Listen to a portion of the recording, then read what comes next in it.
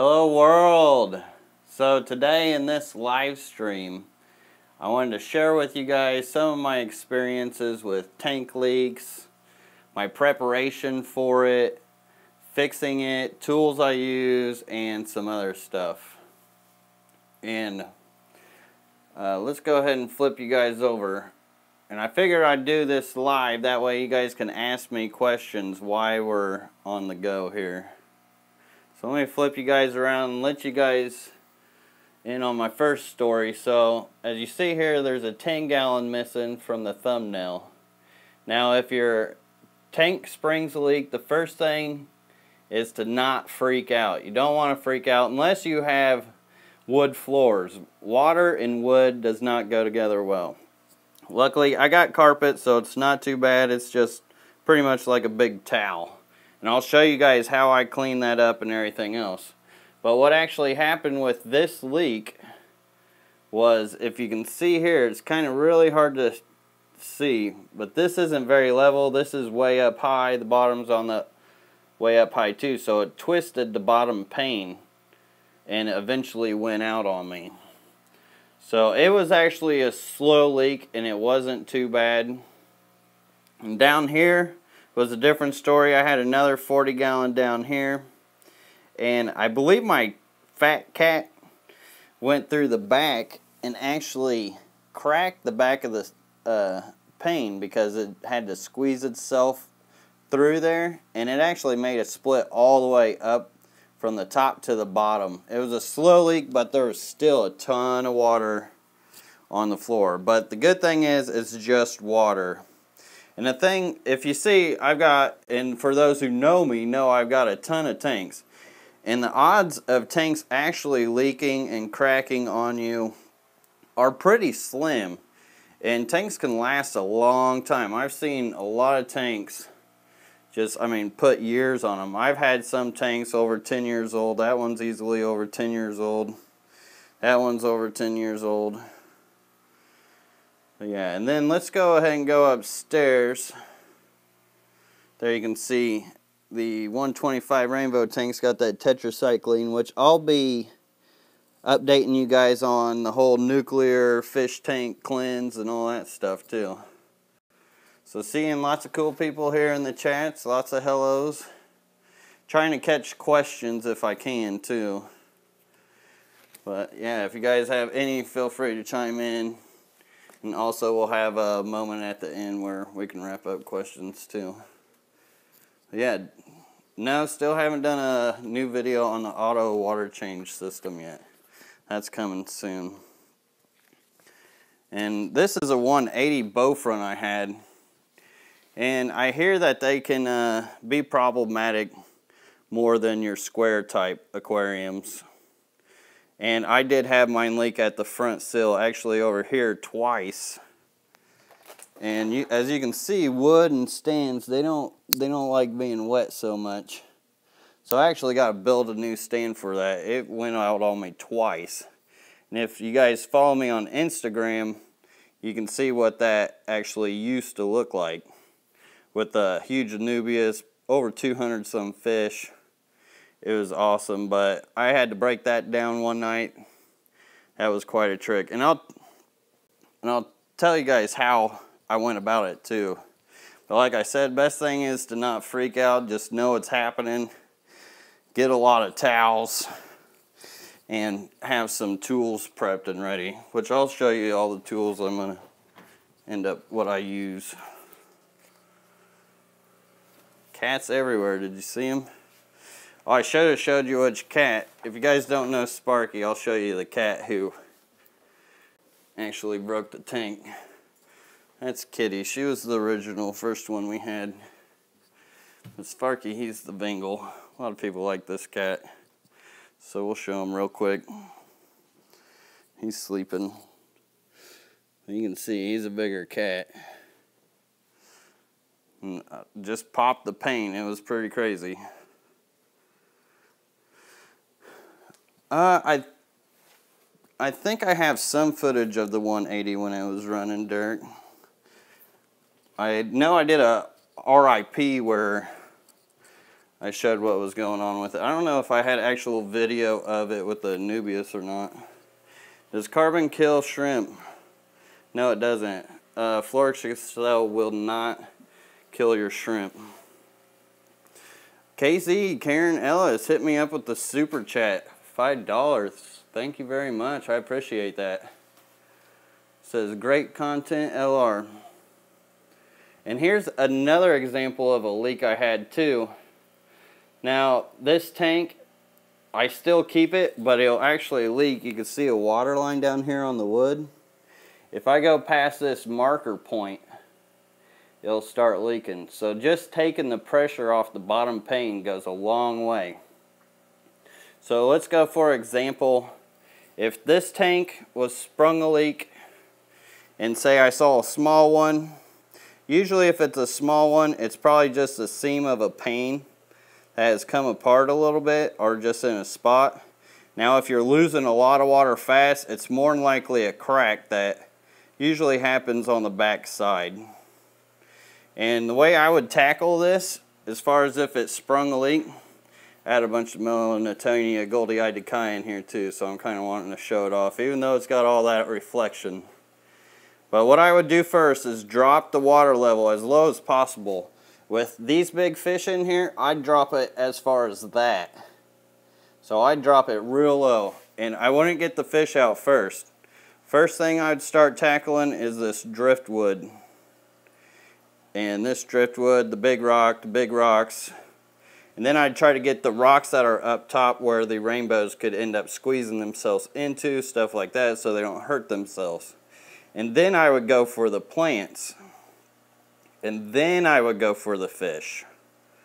So it's best to go for the fish and livestock last. Just get everything out so you won't injure them trying to catch them. And then once you just have your substrate, you can just swoop them all up a lot easier without having to dodge everything and trying to get stressed out, trying to waste time and everything to get them out. So that's why being calm and collected is really important when something like that actually happens. And then you can take out the substrate. By then, when you had the water down low enough, you shouldn't have much issue with leaking. So say you do get to it late, you're not at home. They do make monitors too that you can put on the ground that'll actually sense water that you could get. But say you don't have one, whatever, you're out of town, ton of water, or even if you're home, you see it, a little bit of water, that helps. But say you have a ton of water, get all over the place. The best thing to do is have one of these tiny shop vacuums or even a big one. If you guys have big shop vacs, most people already have these in their home. This is like 30 bucks, hardly costs anything. It's a wet dry vac. And make sure you have the proper filter. This one I don't need a special filter for. Can I smoke detector to trip water, DIY it? Yes, you can use a smoke detector as a DIY, whatchamacallit. I'm pretty sure you can. And I've got, a special filter for this one. And that's just to change it over to the wet vac. So the best thing to do is suck up all the water out of your carpet or whatever. If you got wood floors, I'm sorry for you, because if you don't get to it in time, it could be really detrimental. If you do, get lots and lots of towels just to act like a sponge so the wood won't sponge up the water. And then the next thing you're going to need after you suck all the water out of the floor, I've actually ran water. Let me show you guys real quick. This was my worst flood, and it actually happened from my own neglect of leaving the water on too long and forgetting about it filling the tank. So there was one day I was filling this tank up here, 75 gallon. I left it on for probably about 2 or 3 hours. Completely forgot about it. Got all the way from that corner all the way down into here to this doorway, into the closet, and all the way past this guest bedroom, probably like halfway down there. It was horrible. So I spent a ton of time just sucking water out of the carpet with that vacuum, which worked great. Then next thing you know, or next thing you need is some fans. So it's pretty simple. Just need some vacuums and some fans. You'll be fine, because remember, it's water. That's how a lot of people clean carpet, is with water.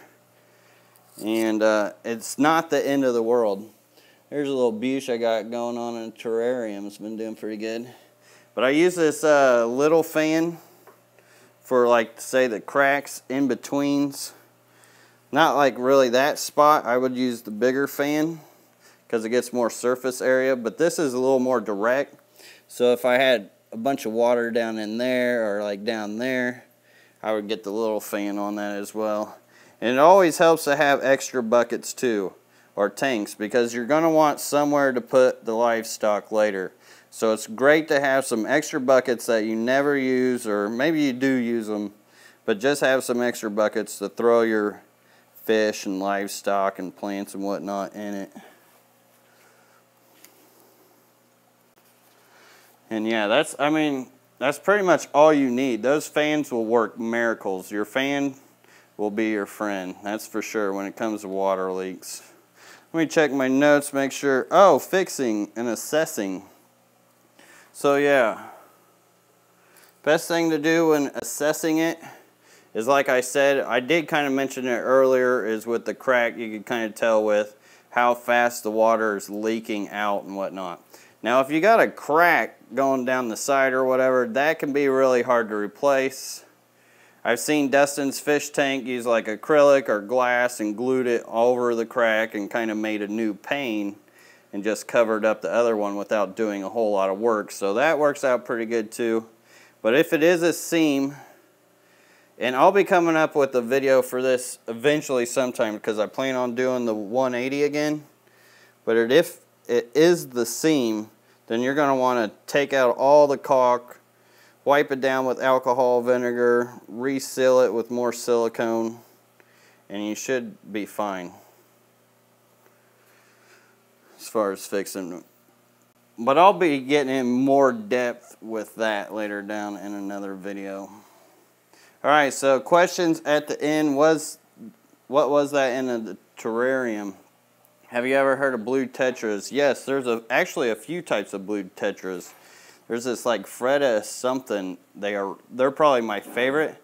The only thing with those blue tetras is they can be territorial for a tetra. I've actually seen glow light blue tetra battle one day. Like, the tank was totally fine, no diseases, nothing. This was like one of the first tanks I kept after I learned about planted tanks.